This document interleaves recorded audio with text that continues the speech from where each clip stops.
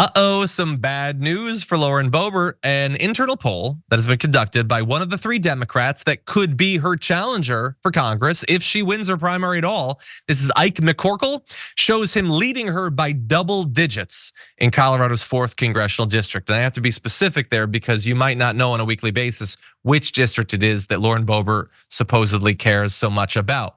So he's a Marine veteran. He's making his 3rd run for the seat. And in this poll, he led 41% to 27%. Now, we have to be fair. Not only was 1/3 of those polled not sure about who they would vote for in that case. So there's still a lot of uncertainty there. Also, just in general, I am always way more suspicious of internal polls than other polls. But I also care about the way that it's conducted. So not all internal polls are equal. And I actually think that there's some interesting ways, other information that came from this internal poll that perhaps makes it a little bit more credible. So one thing in that is that poll showed Donald Trump 10 points ahead of Joe Biden in the district. So it's not like it was so stacked with Democrats that there was no way that Boebert could win. Trump won.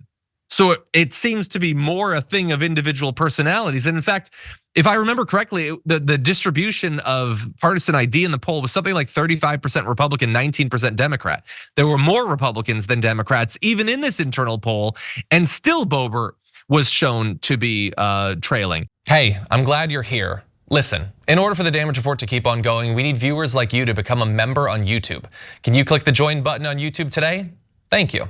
And not only that, but an earlier poll conducted by McCorkle 2 months ago showed Boebert losing by 7 points there. So the gap seems to have increased a little bit over time. So an internal poll isn't necessarily as credible as an external poll, but you can compare 2 internal polls conducted by the same organization over time.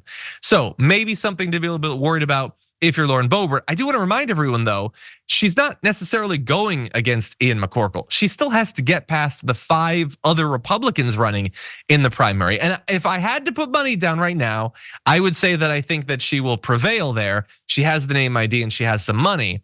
But even once that's done, now apparently there's an even bigger hurdle coming after that. Sharon, what do you make of it?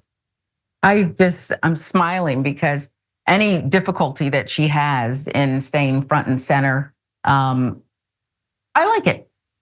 I think her chances are good though. And I think that cable news would prefer that she stays and gets to come and go to DC, and maybe even Marjorie Taylor Greene these days. I know they bicker a lot, but they have this kinship.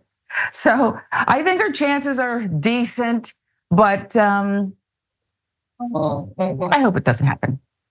Yeah, I'm very curious to see. The primary is June 25th, so we are now less than 1 month away. Bear in mind, if you're in Colorado, it's a double primary going on, or actually it's a replacement for Ken Buck in that district, and then also a primary to choose who's going to serve a full term as a result of the election in November. So it's a little bit of a complex situation, throwing maybe even a little bit more chaos into the choice. But we're definitely going to keep watching. We also have to see with the Democrats. Ian McCorkle is releasing this potentially to buttress his chance of winning that primary, showing that he would be the best candidate to go against Lauren Boebert. We have to look into his politics as well, but definitely something to think about if you're Lauren Boebert or if you're in her camp.